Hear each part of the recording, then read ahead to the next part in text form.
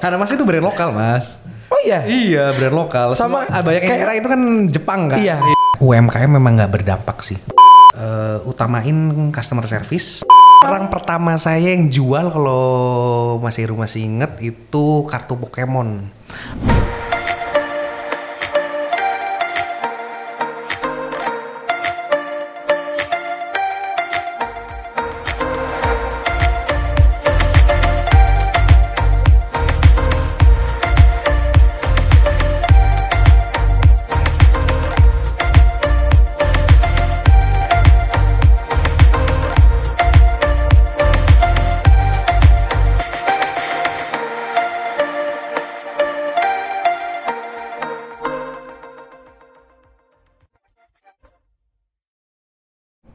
Halo guys, di podcast perdana kali ini kita ada kedatangan seorang yang kalau dibilang brand F&B-nya tuh udah banyak banget, dan mungkin dari beberapa brand F&B yang beliau kelola, beliau ya serius banget, pasti teman-teman semua udah pernah nyobain gitu kan. Saya sebutin aja ya. Antara lain Hanamasa, kemudian Selasar, Cibiuk, Yakun Kayatos, Kyochon, ya kan, Korea lagi demam banget, dan Fujiyama Ramen, ini baru banget dibuka, ramen dengan konsep outdoor pertama di Jakarta. Bisa searching lah ya. Lalu juga ada Mak Cangkir, bentuknya tuh soto UMKM. Beliau menempuh pendidikan S1-nya di jurusan Operation Management dan S2-nya di jurusan Entrepreneurship di universitas yang sama, yaitu University California State, United States. Dan juga teman saya satu ini, kalau beliau terlalu serius, kelahiran Jakarta 27 Juli tahun 90. Jadi tahun 90 sudah mengelola brand-brand F&B yang tadi saya sebutkan. Langsung saja, Rovito Hutomo, apa kabar? Hey, thank you for having me here. Iya. Senang banget loh, akhirnya kita bisa mendatangkan seorang Rovito Hutomo di podcast perdananya saya nih. Karena memang apa ya namanya, F&B ini kan menarik gitu kan. Menarik ya. Karena kalau dilihat sekarang masih masa pandemi lah ya, masih bisa dibilang lah. Meskipun PPKM oleh pemerintah kan dilonggarkan gitu kan. Tapi kayak ngelihatnya 50 data pastinya saya nggak tahu ya. Cuma kayak 50-60 entrepreneurship gitu, percentage-nya pivot ke F&B gitu loh. Iya kan, kayak burger dan lain sebagainya gitu loh. Maksudnya kayak yang di Twin House aja tuh teman saya background main bisnisnya tuh nggak F&B gitu kan. Gitu. Jadi kayaknya F&B yang banyak megang brand siapa nih ya untuk podcast perdana. Dan akhirnya welcome here Rovito Hutomo. Thank you Mas. Nah, saya tuh tertarik pertama dari ininya dulu ya, jurusannya gitu kan ya. Jurusannya dulu entrepreneurship dan operation management. Bisa diceritain nggak sih langkah awal ngambil jurusan hingga kecemplungnya nih di F&B gitu loh, atau memang sudah ada persiapan untuk mengelola F&B itu gitu? Oke, thank you Mas. Pertama-tama kalau perencanaan dari awal sih jangka panjang sebenarnya nggak ada Mas. Kalau cita-cita sampai saya berdiri di sini di depan Mas Heru duduk juga, di sini. Duduk maksudnya duduk. Memang nggak ada maksudnya sama sekali. Cuma memang saya suka bisnis dari kecil pun. Keluarga saya kecil? Juga memang kecil. Apa bisnis kecilnya? Enggak. Saya tumbuh dari keluarga memang yang wira swasta sih kebanyakan. Jadi saya udah familiar dengan usaha-usaha gitu dari kecil pun gitu. Waktu saya jurusan kuliah, saya memang putuskan mata kuliah manajemen. Tapi orang tua tuh bilang kalau manajemen kok kayak terlalu umum. Coba lebih spesifik gitu. Nah di Amerika memang ada pilihan yang bisa saya pilih waktu itu. Operation Management. Jadi operationsnya ya. Jadi lebih detail. Jadi operation day to day-nya tuh saya bisa lebih deep lah, lebih jelas gitu buat pengaturan, lebih knowledge-nya lebih ada gitu. Bukannya berarti manajemen biasa nggak ada, cuma ini lebih spesifik aja gitu. Operation management itu apa aja yang dipelajarin gitu? Maksudnya kan kayak ini restoran lah ya, kayak Anamasa, Cibiyuk dan lain sebagainya itu. Itu ada juga nggak mata kuliah yang operations restaurant atau hotel atau operations as a business general gitu? Ini general business yang saya ambil. Iya, jelas. Tapi pada umumnya gini ya, tapi teori pelajaran ilmu itu sebenarnya sama, di-apply ke dalam semua unit usaha dan apapun produk itu sama gitu. Jadi memang kalau kita bisa memahami di bidangnya, produk apapun yang kita jual akan sama kok hasilnya, pasti yang gitu ya. baik, iya. Gitu ya. Yang penting kita tahulah menjalani bisnisnya gitu. Tapi benar gak sih ada adagium bahwa kuliah di luar negeri tuh gampang dapat nilainya dibanding Indonesia? Iya. Random question nih. Bener. Sering denger. Ya kan sering kan gitu kan. Kayak saya dulu dapetin IPK 3 nilai A tuh kayaknya udah jungkir balik juga. Di sana rata-rata sih 3 ya. Iya kan, cum laude ya kan. Gini, kalau menurut saya memang kalau di Amerika itu sistem pembelajaran agak berbeda sama di Indonesia. Kalau setahu saya, di sana itu buat mencapai hasil grade A, maksudnya itu nilainya itu bukan cuma dari exam midterm, final exam menjadi A, itu tuh nggak gitu. Karena di sana ada beberapa tambahan project-project yang nilai bisa mengangkat menjadi A. Jadi kalau midterm kita seandainya kurang bagus, ada project-project lainnya yang kita bisa kerjakan jadi bisa mengangkat nilai kita menjadi A. Project ini project bisnis. Tergantung mata kuliahnya. Tergantung mata kuliahnya. Tapi setiap mata kuliah tuh ada gitu. Jadi nilai itu nggak terpatok dari exam, midterm atau final gitu. Jadi banyak penunjangnya bisa ngebantu kita buat dapetin grade A lah gitu di sana. Back to F&B ya. Tadi dibilang bisnis dan F&B. Tadi Vito bilang serius banget ya Vito. Lo bilang tadi bahwa dari SD itu udah ada darah atau entrepreneur blood gitu ya kan? Iya. Kan pengusaha ada dua kan ya, sering kita datengin cara-cara itu kan by nasib dan by nasab gitu ya. Berarti pada saat SD itu memang udah pernah jualan kalau anak-anak sekarang kan jualan kayak anak saya tuh ada entrepreneur di sekolah ya kan. Dia jualan deh tuh yang minumannya si Rosmil gitu. Itu udah pernah jualan kayak gitu zaman dulu atau SD di mana sih? Asisi ya? Di mana SD? Enggak, saya di Adik Irma SD-nya. Oh, di Jakarta Selatan. Di Tebet. Jalan Tebet. Tuh ada jualan-jualan juga gitu atau barang pertama saya yang jual kalau masih inget itu kartu Pokemon. Itu udah jualan kartu tuh? Pokemon SD. Tuh yang dulu kolektor tuh anak-anak ya kan. Biasa tuh kita ngumpulin segala macem gitu. Nah itu ternyata hasil koleksi saya itu ada harganya. Semakin jarang orang punya, jadi itu harganya bisa ini. Jadi lu beli misalnya kartu itu 5.000, lu jual 10.000. Bisa. Makanya, oh iya? Iya, kan tergantung. Jadi nggak dapat duit jajan lagi ya, Pak? Udah. Tetap kalau itu kan tambahan kalau Iya. Oke. Itu kan cara kita. Itu Pokemon. SMP SMA jualannya? SMP SMA enggak ya Mas ya. Saya enggak. Udah kuliah SMP, aja sekarang. Waktu kuliah. Cuma di luar sempet enggak jualan? Waktu kuliah sana enggak lah ya. Dulu itu hard ya. Iya, paling Just Tip ya palingnya dulu. Oh iya, Just Tip pas balik ke Indo. Jadi dari dulu tuh udah ada Just Tip ya? Udah ada, memang udah. Cuma belum ada sosmed ya? Iya, dulu kan malah kan sosial media belum banyak tahu kan. Iya. Jadi harga di sana tuh aslinya sebenarnya nggak ada yang tahu. Iya kan. Jadi marginnya lebih gede dong?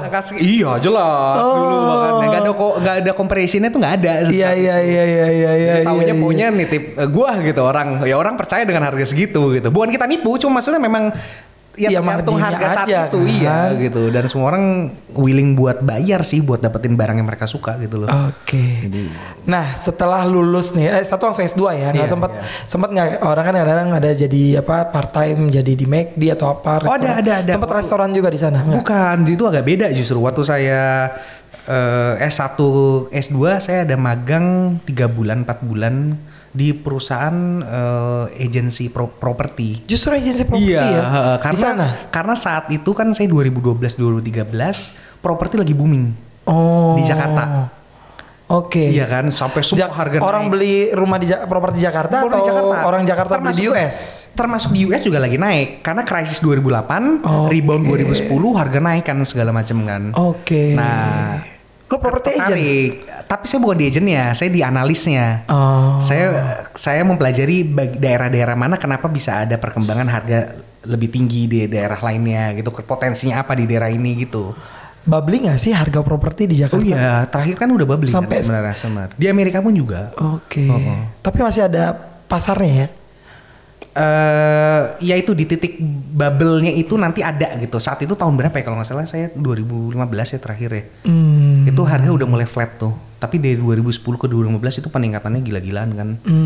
Ya kita tahu lah di Jakarta pun juga bisa 2-3 kali kan dari harga ini. Iya. Itu zaman beli. Oke, nah terus setelah selesai kuliah, maksudnya sambil part time, justru properti dan sebagainya, entry level masuk di F&B-nya tuh gimana gitu? Belum, Pak. Masih panjang loh. Masih panjang ya. Yang tadi sempat bilang agribisnis dan sebagainya. Iya, kan mau jadi, saya lulus S2 itu 2015, cita-citanya mau jadi banker. Cita-cita mau jadi banker. Ya tapi kan? S2-nya entrepreneur loh. Berarti kan tanaman entrepreneurnya udah ada tuh sebenarnya. Iya sebenarnya udah ada. Kan? Cuma tetap lah kan kepingin kayaknya bank gitu kan. Kayaknya, oh iya dasi, kemeja, duduk Sudirman gitu. Pasti ada. Kayak anak-anak kampus Jakarta juga ya. Akhirnya setahunan lah gitu saya di bank gitu. Setahunan sempat kerja di bank? Pernah sempat. Apa bank? Di UOB Bank. UOB Bank, oke.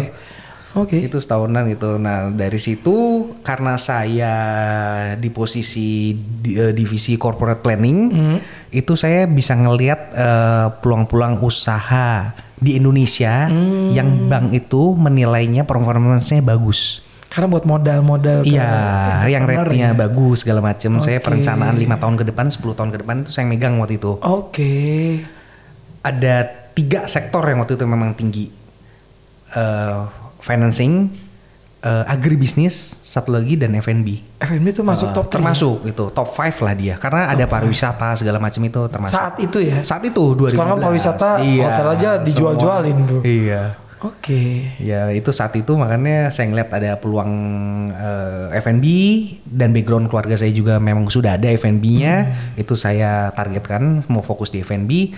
Agribisnis memang challenge baru sih buat saya. Dan saya dapat partner yang memang satu visi misi sama saya. Akhirnya ya terjun juga di dunia agribisnis. Agribisnisnya apa? Jagung? Palawija, iya jagung, beras, bawang, kacang, semua itu. Ekspor? Ada yang ekspor ya, ada beberapa item kita ekspor. Tapi memang lebih banyak sih dominan kita kebutuhan domestik sih. 70-30 ekspor. 70 domestik, 30 ekspor. Itu udah berapa tahun tuh agribisnis? Agribisnis dulu atau F&B dulu sih? Berbarengan sih. Berbarengan. Jadi setelah UOB langsung pegang 2 jenis bisnis yang day to day saya waktu itu di agribisnis. Karena saya memang mengembangkan agribisnis saya. Kalau F&B tuh memang sudah ada waktu itu brand-brandnya itu yang udah ada ya. Udah ada. Hanamasa. Ya udah lama sih Hanamasa ya. Kan, saya SD kayak itu Hanamasa. Udah 30 tahun kan Hanamasa. 30 tahun ya? Ya alhamdulillah udah 30 tahun lebih hampir. Sama ini juga kan yang di Pondok Indah apa? Tapi lagi vakum kan itu ya Pronto. Itu one of juga kan. Masih brandnya masih ada. Cuma brandnya masih ada lagi ya? nyari outlet lain lah, spot lokasi Pronto. lain. Iya. Nah, jadi agribisnis itu maksudnya bisnis Vito sendiri gitu ya. Kalau kalau F&B ini memang udah established duluan, udah existing duluan. Sisa enteringnya itu masuknya di situ ya gitu. Tapi memang agribisnis juga masuk waktu di UOB itu one of the top list. Iya. Dan terbukti kan sampai sekarang pun juga nggak berdampak kan pandemi kan. Agribisnis bisa survive dengan orang sendirinya. Orang tetap perlu jagung. Iya, kebutuhan makan pokok manusia kan itu yang nggak bisa dihindarin. Iya sih, benar. Dan itu kayak hulu hilir juga nggak sih? Karena pasti restoran perlu. Itu dia makanya kan justru dari hulunya ke hilirnya saya tahu kan itu harganya semua segala macam buat. Tapi agribisnis ini kamu supply ke restoran-restoran yang ada juga yang kita supply ke restoran. Supply itu ya berarti ya. Oke. Nah, jadi kan berbarengan ya antara agribisnis sama F&B kan. Nah, setelah memasuki berbarengan agribisnis dan F&B, Lebih jelimetan mana sih? Beda ya case peraturannya, terus kan kadang-kadang suka berubah-berubah tuh kan. Iya, itu agribisnis lebih ini. Karena lebih jelimet ya.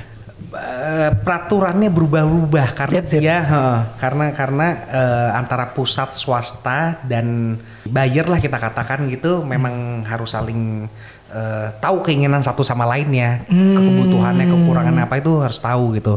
Dan itu sampai sekarang memang menjadi masalah sih di Indonesia. Iya. Harusnya tuh kita memang mata rantainya juga panjang kan? Panjang sekali. Gitu. Temen-temen terus juga ada klien yang main memang ya itu maksudnya agribisnis gitu dia cerita tuh mata rantainya panjang banget gitu. Panjang, iya. Ya sempat bahkan ada yang jadi klien karena ya gitu proses pembayarannya segala macam. Karena harusnya si ini apa sih namanya? Bilangnya kayak apa namanya? Makelarnya gitu lah ya. Iya. Kayak gitunya sih gitu. Kayak kalau menurut saya sih challenge yang terberat sih supply demand-nya agribisnis itu nggak imbang, Mas. Jadi antara supply itu tidak memenuhi demand yang ada. Jadi kita kekurangan banyak banget. Oh iya, makanya itu impor ya. Impor. Tapi ya kan? Kadang-kadang impor kebanyakan itu tidak di saat waktu yang tepat. Gitu. Bukannya saya melarang impor, menurut saya impor juga harus ada kan buat kestabilitas harga. Jadi setuju nggak pernyataan Jokowi benci produk asing? Oke. Terus jadi supply-nya itu justru kurang, demand-nya lebih tinggi gitu. Demand tinggi ya. Kita kurang. Name it lah semua, beras, jagung. Masa sih? Gula. Gitu ya? Semua ya. Kurang kebutuhannya sangat kurang. Karena makannya. Rakyat kita banyak banget ya. Oh iya, dan itu kan kebutuhan pokok semua. Iya. Nggak bisa ditoleransi kan maksudnya. Iya. Tapi kan jadi peluang sebenarnya kayak gitu. Nah kan? itu dia makanya karena supply-nya sedikit gitu kan harusnya dengan kehadiran saya gitu. Iya. Saya bisa ngelihat lah opportunity di situ gitu buat menambah supply di Indonesia lah gitu. Tapi saya ingat sih memang pertama kali kenal sama Vito ya gitu kan ngomongnya agribisnis kan saat itu ya kita di Korea ya. Potensi agribisnis di negara ini gini. Oh iya. Terus berjalannya waktu ternyata F&B juga gitu. Nyambung. Iya kan nyambung ya karena supply ke itu ya untuk beberapa kan barang. Restoran juga gitu kita juga supply juga. Nah di F&B entering level pertama kalinya di bagian apa? F&B saya dulu di Hanamasa. Iya. Memang. Hanamasa bagian apa ya maksudnya? Itu operationalnya atau? Enggak, saya lebih tetap ke marketing sih. Oh tetap marketing. Buat pengembangannya sih karena memang kan Hanamasa kan cita-citanya kalau bisa kan 100 outlet, 500 outlet gitu kan. Banyaknya segala macam. Dalam setahun gitu. Tapi kan itu challenge kan gitu setiap tahunnya nggak harus di posisi yang tepat, waktu yang tepat gitu, daerah yang tepat semuanya. Oke. Jadi itu saya bantu di situ. Jadi apa namanya marketing berarti termasuk R&D juga nggak nyari tempat apa segala? Oh iya termasuk. Ada tim sih. Ada tim ya, nggak lo sendiri kan? Dalam tim itu. Oke ini segala macam tiba-tiba udah sekarang di Lenteng Agung di Margonda. Itu owner itu harus terjun kalau buat R&D. Oh ya? Iya, karena which is harus ya termasuk saya. Maksudnya kita owner yang keluarga pun juga ada yang turun ngasih masukan gitu. Turun gitu. Ini oke nih lokasi gitu. Feel itu harus ada sih. Iya. Kalau memang saya juga pernah ikut kayak seminar bisnis gitu-gitu memang bener juga gitu loh owner tuh harus turun gitu jadi bahkan dia misalnya nih lokasi oke nggak nih berdiri di dalam mobil parkir deket situ lihat selama sejam gitu apalagi F&B gitu ya dia lihat lokasinya banyak nggak nih Gojek banyak nggak orang datang sampai segitunya padahal dia juga owner berbagai macam cara sih memang maksudnya itu cara yang tradisional lah kalau yang cara modern kan memang bisa ada data ya kan semua sekarang main data gitu. Cuma kalau di lokasi itu owner nggak datang gitu, feelnya beda mas. Harus terjun langsung. Ya, semua bisnis ya menurut saya. Cuma kalau F&B memang lebih spesifik karena langsung bersentuhan dengan customer kan soalnya kita. Iya. Nah berarti ada masukan nggak sih terkait owner turun langsung untuk lokasi F&B gitu misalnya feel apa ya tadi kan dibilang ada feel-nya kan feel apa yang Oke nih, let's say yang tadi waktu itu saya cerita pas saya ikut seminar gitu kan, orang itu bilang dia akan lihat trafficnya, Traffic Gojek pasti, segala macam. iya. Terus daerah sekeliling itu umpama pemukiman atau perkantoran atau mungkin Sekolah gitu. sekolah gitu atau Which one more profit? Pemukiman, sekolah? tergantung produk mas. Oke. Dan apa yang kita jual sih. Oke. Kadang-kadang memang kita juga harus tahu produk knowledge kita. Oke. Produk knowledge-nya maksudnya gimana? Iya maksudnya produknya kita tuh memang lebih mengarah kemana segmennya. Oke. Soalnya kayak beberapa brand saya juga kan nggak bisa di satu lokasi yang sama. Oh gitu. Iya, Ada ketentuan berapa kilometernya gitu Ya ya? contohnya kayak paling gampangnya mungkin brand A gitu, dia bisa berdiri sendiri stand alone di luar gitu. Tapi ada brand saya yang beberapa lain kalau nggak di mall nggak laku mas. Iya. Saya udah coba, kalau nggak di mall tuh nggak laku. Oh gitu. Iya. Boleh tahu contoh apa makanan atau minumannya apa itu? Gak usah sebut brand, misalnya nasi apa kucing gitu atau apa. Kalau di mall lebih yang profit. buat sarapan ya, buat breakfast yang ada kopinya, ada rotinya. Itu di mall. Itu harus di mall. Kalau nggak di mall, Masa sih kan mall iya. bukannya jam 10 pagi? enggak mas. Kan kita juga bisa nitikin lokasi-lokasi yang dekat sama lobby. Oh, itu Iya, bisa lebih awal opennya gitu. Bisa. Oh gitu. Jadi makanya itu tergantung si brand apa dulu, kita nggak bisa Bener. pukul sama ratakan. Iya, makanya saya nanya kalau misalnya kalau kayak mall berarti itu ya terkait sama bisa breakfast dan lain sebagainya Bisa, gitu kan. bisa. Tapi kan ya mall kan apalagi sekarang pandemi jam 11. Iya. Makin lapar nggak nanti juga orang? Laku. Sore juga laku, banyak orang yang Oh ini gitu. kan, ngopi sore gitu. Oh gitu. Jadi untuk yang stand alone kira-kira brand apa? Kalau yang mall kan tadi udah tuh. Buat kalau yang apa namanya ngopi sore pagi Masa mungkin akan stand alone ya. sih. Dan kita punya konsep-konsep baru sih yang nantinya akan, Terus ya. Tapi saya dulu nyobain pertama kali Hanamasa Pondok Indah Mall. Pondok Indah Di mall kan? Oh iya. Dalam mall tuh kan? Iya itu dalam mall. Iya kan dari Tapi dulu. rame kan? Rame. Iya, rame. Oke. The market ya is there lah, maksudnya udah nggak mesti cari kan kalau itu. Iya the market is that. Tapi kan Pronto juga mall. Iya agak ini kan, maksudnya jadi ini nggak sih? Case-nya beda, Pronto case-nya beda lah mas. Itu. Oh gitu. Itu. Padahal all you can eat juga ya? All you can eat juga memang. Pronto itu memang semuanya import. Itu quality gitu. import semua. Itu. Tapi enak banget sih kan. Ya, makanya itu. dagingnya. Semua import. Oh gitu. Kalau Hanamasa enggak? Hanamasa lokal. Lokal. Semuanya lokal. Cintai produk Brand lokal ya. iya, Mungkin itu kali. Makanya pakai Jokowi ngomong. Hanamasa itu brand lokal mas.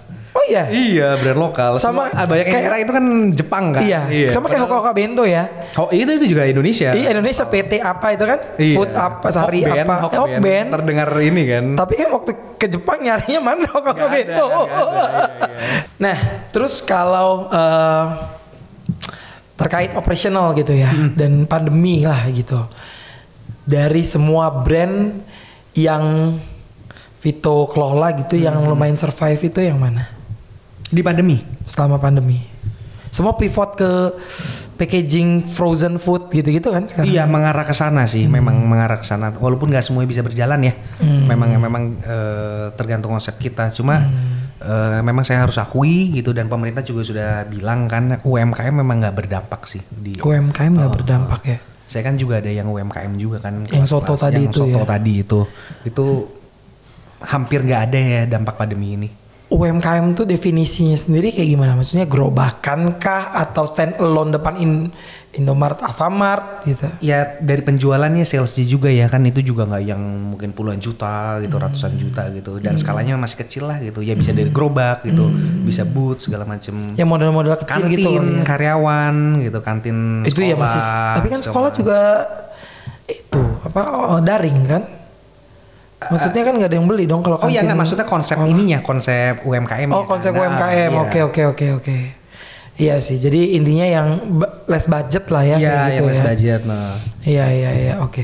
Nah, dengan adanya pandemi kayak gini, terpikir tetap untuk buka cabang Oh iya. Tetap growth kan kayak gini kan. Kalau kita as a business kan dalam 1 tahun early year tuh kan kita udah business plan setahun dong kan. Iya benar. Iya kan. Apakah jadi berantakan atau ada kayak saya kemarin ngobrol dengan beberapa teman-teman entrepreneur juga tetap gas karena udah menjadi yearly plan sama. Iya, harus dong. Kalau gitu. Justru kan ini saat-saatnya orang nggak ada yang beli harga kan turun kan.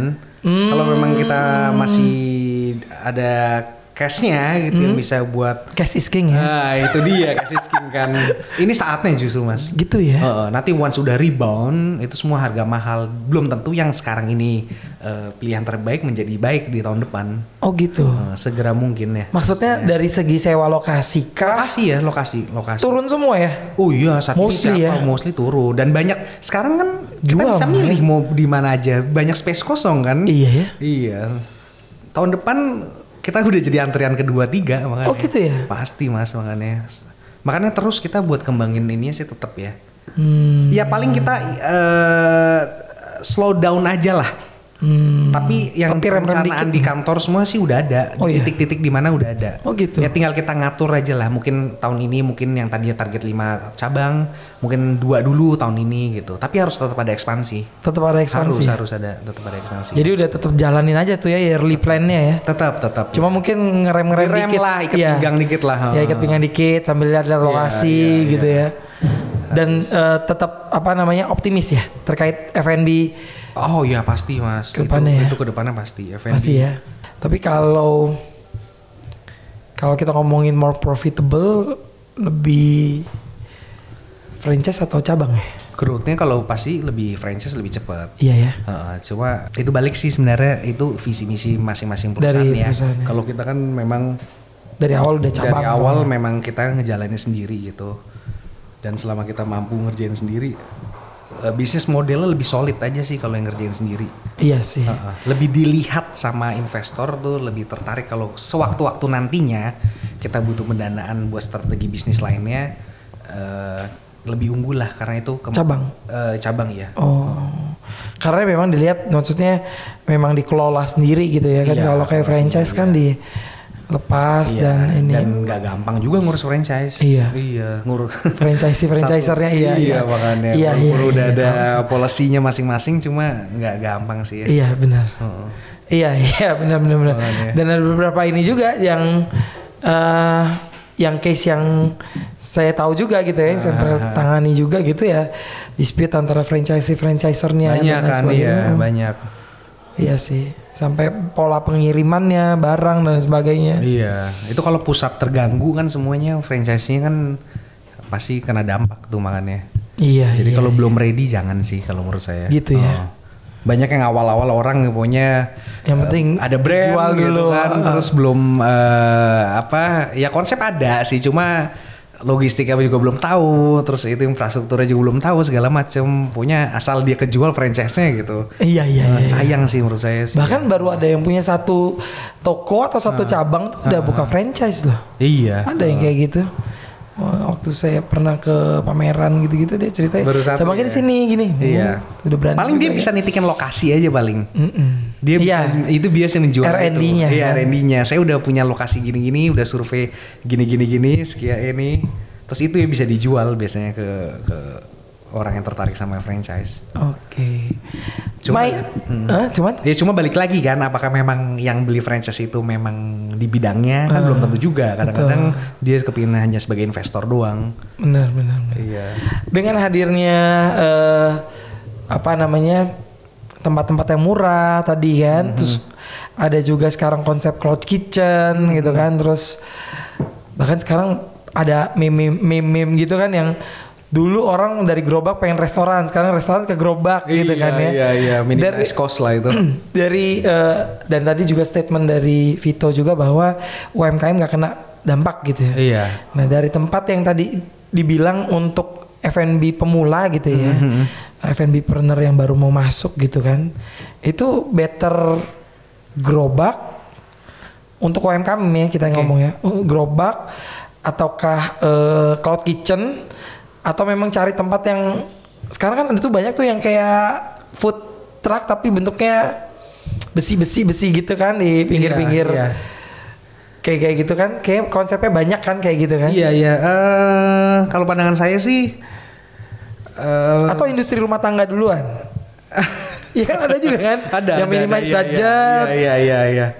Online kan tapi online semua gitu ya. Ya berbagai macam cara sih ya buat survive di pandemi ini ya. Iya. Ya balik lagi ke kita, makanya visi misinya apa sih di perusahaan itu. Kalau memang kita punya konsep mau booth gitu, ya ayolah kita buka 100 booth gitu. Dari awal udah planning nih 100 iya, booth. 100 booth langsung terus. Ya minimum meskipun deg-degan. Booth mana yang survive, booth mana yang. Tapi kalau dibandingin sama tadi kayak Mas Heru bilang, cloud kitchen kan sekarang juga nggak murah kan. Iya, nggak murah. Nggak murah kan. Bisa. Tapi ada aja ya, maksudnya orang demand-nya ada aja gitu. Cloud kitchen itu dipakai justru sama perusahaan-perusahaan yang udah gede. Buat ekspansi bisnisnya supaya dia costnya lebih gede, dia gunain cloud kitchen dulu. Daripada dia harus bikin outlet satu lagi, dia gunain cloud kitchen di titik-titik yang mahal sebenarnya. Cloud kitchen itu kan terbentuk gara-gara di satu daerah yang pasarnya gede, tapi kan harga sewanya mahal. Ya kan. Tapi kepingin punya outlet di situ. Nah, perusahaan-perusahaan yang gede itu yang banyak masuk di situ. Nah, kalau buat entry level UMKM gimana tuh? Masuk juga nggak tuh kira-kira kayak gitu? Bersaing dengan yang gede-gede gitu berarti? Atau gimana? Kalau menurut saya jangan ke arah sana ya. Kalau menurut saya UMKM tetap ada pasarnya. Memang kayak contohnya di soto yang saya itu, yang brand soto di daerah pemukiman, perkantoran, itu saya kan ada beberapa outlet di perkantoran di Kuningan, di Sudirman juga berapa. Gerobak bukan? Kantin di kantin ya. Ada yang di kantin, ada yang di outdoor juga, gerobak juga ada. Ada juga ya. Dan itu dan online-nya itu juga mesti di ini kencengin, ya, mesti kan? Kencengin. Itu masih berjalan semuanya. Masih profit ya? Untuk makanya buka ramen. Iya. Gitu. Sukemen ya? Sukemen iya. Ya gak sih kayak gitu gak sih? Tuh maksudnya kayak beberapa brand jadi misalnya ini profit, oke, kita buka konsep baru misalnya kayak gitu-gitu gak sih? Atau enggak dipisahkan gitu?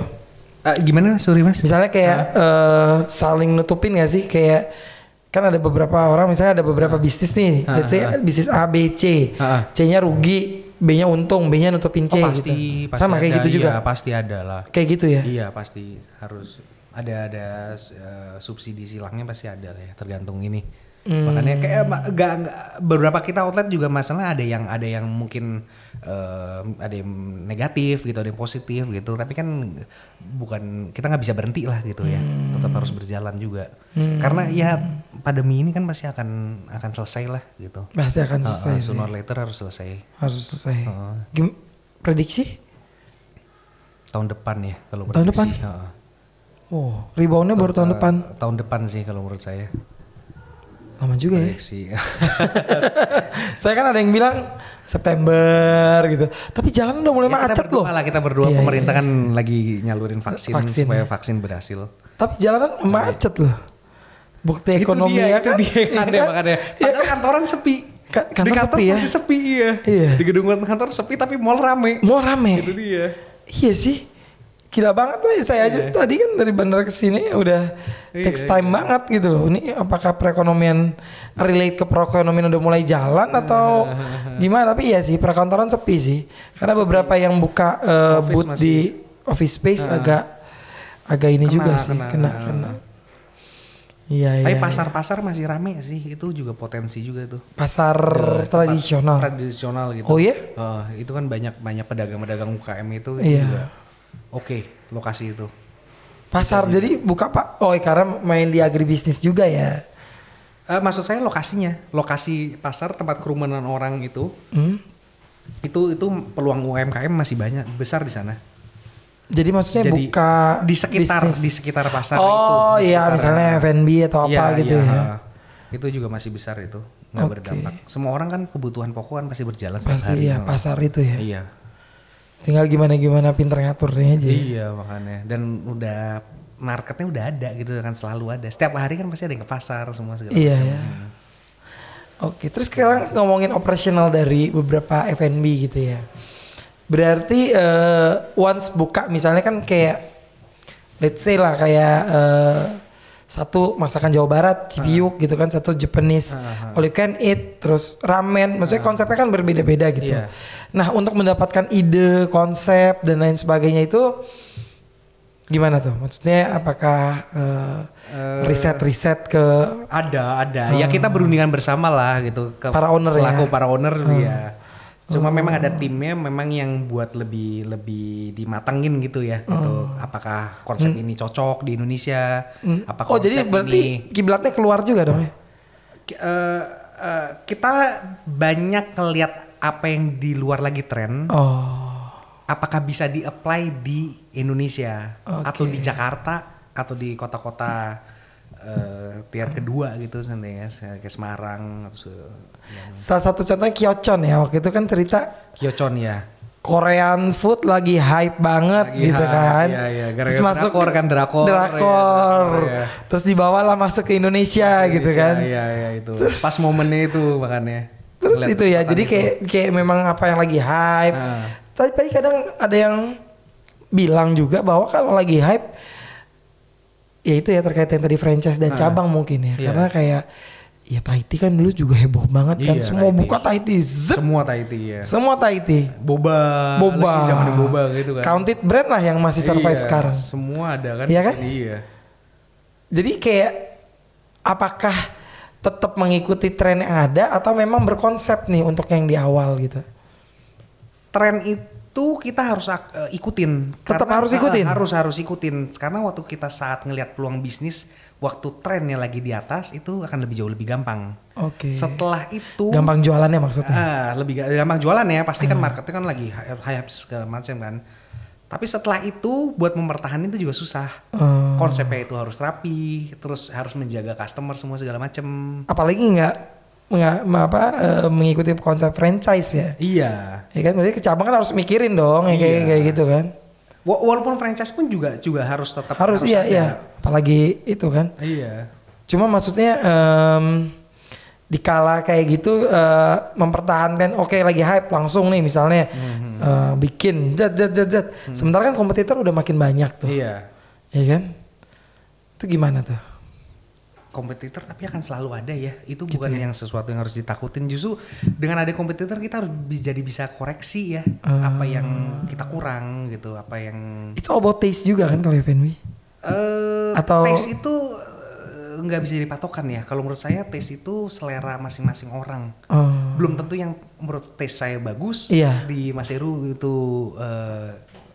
bagus gitu. Maksudnya setiap orang taste-nya akan berbeda. Makanya saya selalu bilang sih, makanya di tim kita juga untuk terutama F&B yang bertouch langsung sama customer, utamain customer service. Iya. Oh itu ya. Itu harus sama quality control di produknya.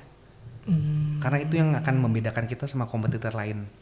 Kalau kita bilang produk kita paling enak, itu belum tentu juga orang menilai seperti itu. Jarang makanya ya orang sama quality control itu harga mutlak dan pasti semua orang langsung bisa berkomentar saat itu juga gitu. Jadi experience itu yang kita harus bangun sih ya. Selain menikmati hidangan kita, experience kenapa dia makan di sana dan berkesan itu kita harus bangun juga. Makanya itu apalagi sekarang Instagramable ya. Instagram. Orang ya kan?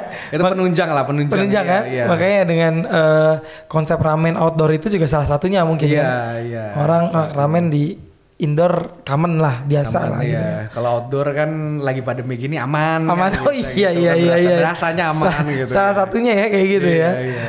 Oke.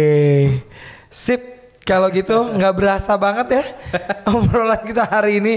Nah, closing statement dari Vito terkait pebisnis pemula yang mau memulai di F&B. Kalau saya udah pernah dengar juga salah ini kalau di F&B itu jangan baper. Kayak gitu kan, katanya betul. Iya, karena untuk meniru tuh gampang banget katanya gitu. Iya, jelas. Bener ya, itu salah satunya ya. Dan ada juga yang misalnya baru mau mulai, nah berarti harus mencadangkan sekian gitu. Dan bisa juga kasih tahu misalnya F&B untuk jenis ini kira-kira balik modalnya di bulan keberapa atau apa common-commonnya aja lah. Tips-tips dan closing statement buat pebisnis yang mau masuk di dunia F&B. Iya, oke. F&B itu sangat sensitif ya terhadap customer ya. Jadi kalau memang mau mulai bisnis F&B, konsepnya tuh harus jelas dan solid lah gitu ya. Bikin konsepnya, terus jangan takut memulai ya, karena biasanya kalau kebanyakan mikir juga sih juga nggak akan jalan. Maksudnya nggak akan jalan. Mendingan customer itu yang akan mengkoreksi kita juga sih nantinya. Jadi yang penting konsepnya itu udah ada, saya bilang. Terus kita memulai langsung, kita utamain service dan quality control produk kita. Customer yang akan menilai, customer yang memberi input kepada kita, pasti kita juga akan lebih unggul daripada kompetitor kita. Gitu ya. Pasti. Kalau itu. Menariknya memang. Dan kalau masalah balik modal itu tergantung ya, saya nggak bisa komentar. Range-nya lah. Range. Oke. Kayak kondisi kayak gini pasti kalau orang family restoran sih harus target di 2 tahun ya. Family restoran. Bentuknya restoran ya. Iya, ya. family restoran. Kalau lifestyle restoran harus di bawah 2 tahun. Harus di bawah. Harus di bawah 2 tahun. Kalau di atas itu udah lewat hype-nya. Karena lifestyle-nya akan berbeda 2 tahun lagi yang akan datang. Oh gitu ya. Iya, jadi pergantiannya akan lebih cepat kalau lifestyle. Oke. Kalau family restoran lebih long last ya. Jadi kalau lifestyle restoran gitu, kalau di atas 2 tahun jatuhnya rugi ya? Atau boncos gitu? Saya nggak katakan rugi, cuma lifestyle itu kalau udah lewat, nggak dapat momennya ya? Iya, momennya itu ketinggalan gitu. Makanya ada banyak kayak grup-grup F&B yang besar itu kan dia kebut tuh dalam 2 tahun harus break even, 2 tahun harus untung, setahun malah. Nah, ada yang teman saya justru yang di kawasan SCBD, tempat nongkrong gitu segala macam, 8 bulan dia udah untung. Itu lifestyle? Iya, dia tempat nongkrong lah gitu segala macam. Pandemi kayak gini baru buka? Enggak, ini cerita yang yang dulu ya. Kalau pandemi, cloud kitchen-nya dulu kali ya? Iya. Bisa lah, itu bisa dijalanin iya kan? Langsung 2 tahun. Iya. Target 2 tahun sih harus. Kalau cloud kitchen? Rata-rata. Setahun sampai 2 tahun. 2 tahun. Ya. Nah, intinya long term program ya, berarti ya apapun itu. Siap, Vito. Thank you banget udah datang di podcast saya hari ini dan thank you. menjadi narasumber pertama.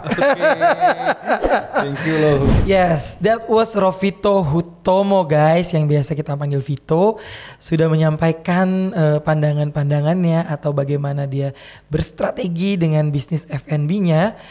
Dan we know dia punya brand yang banyak juga.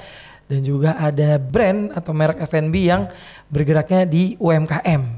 Seperti kita dengar ya, penuturan dari Vito tadi adalah bisnis F&B yang UMKM, yang gerobak soto tadi itu nggak terdampak sama sekali di pandemi. Pilihan tetap di Anda, mau bisnis F&B atau mau bisnis yang lain. Yang pasti kata Vito tadi adalah kalau mau memulai bisnis F&B, mulai aja dulu.